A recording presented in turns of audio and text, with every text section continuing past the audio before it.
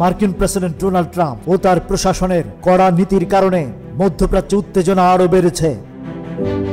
ইরানের গুরুত্বপূর্ণ পারমাণবিক স্থাপনায় যুক্তরাষ্ট্রের সাম্প্রতিক বিমান হামলার পর গোটা বিশ্ব রাজনৈতিক অস্থিরতার আশঙ্কায় রয়েছে।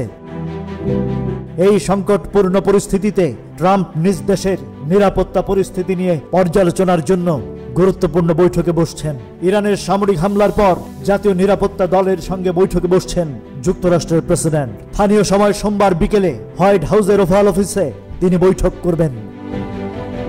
এই বৈঠক এমন এক সময় অনুষ্ঠিত হচ্ছে যখন যুক্তরাষ্ট্র ইরানের পারমাণবিক স্থাপনাগুলোর উপর চালানো হামলার ক্ষতি মূল্যায়ন করছে এবং প্রেসিডেন্ট ট্রাম্প তেহরানকে হুঁশিয়ারি দিচ্ছেন, যদি তারা পথ পরিবর্তন না করে তবে শাসন ব্যবস্থা পরিবর্তনের হুমকির মুখে পড়তে হবে।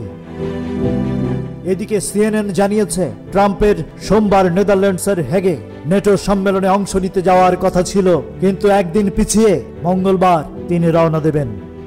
Rajib Raihan, news flash 71।